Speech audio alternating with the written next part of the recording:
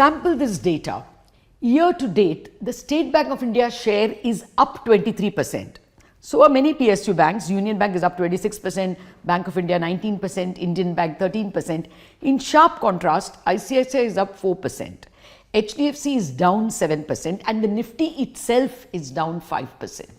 The loan growth is 15.6%, which is higher than the top 4 of the 5 private sector banks and higher than the 6 top public sector banks.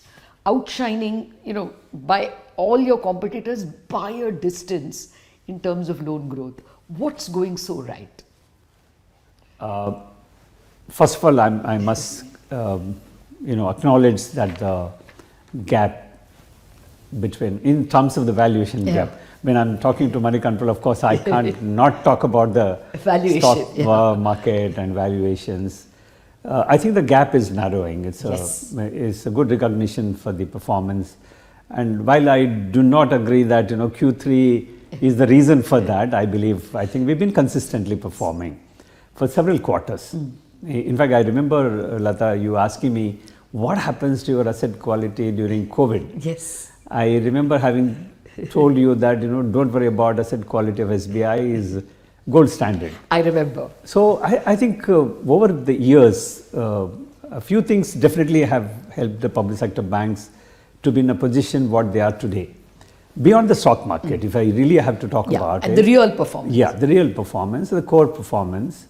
One is, of course, post asset quality review. And if you really have to see one of the land watershed moments, I think the inflection point to public sector banks in terms of 3 R's, what the government spoke about: recognition, recapitalization, and resolution. Yes. That has addressed the balance sheet issues. But that alone would not have helped the public sector banks to perform what they are currently performing. Exactly. SBI probably was an outlier always from among the public sector banks. But we also got really, benefited from the overall framework what we all have followed as a PSBs, as a group. For instance, one example I would give, sometime during 2016-17, post-Manthan, the government started a program called Enhanced Access and Ease of Service Excellence. The whole program is called EASE. I think quite a few people are familiar with this program. And I happened to steer this program almost for 4 years. For all public sector banks? For all public sector banks and under the IBA aegis. What this program has designed is in terms of what are the benchmarks, very clearly defined benchmark in some of the thematic areas, whether it is technology, digitalization, governance, risk management, HR, and very assiduously monitored. And over the years, this is the 9th program today, incidentally is going to be launched, 9th version of EASE by the Secretary.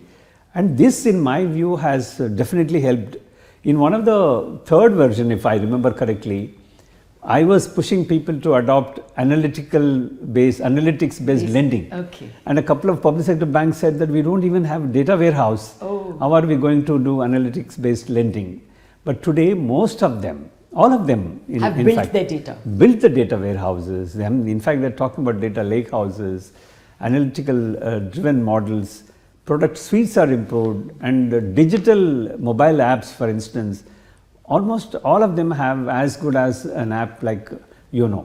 I think it's a good story to talk about. Absolutely, it's a good story, and analysts and investors are waking up to it. Although the foreign investors are allowed up to 20% in public sector banks, many of them have not reached that point. But the gap is narrowing. For State Bank, for BOB, we are seeing that foreign investors are watching that this performance gap, both in the stock market and in the P&L, is narrowing.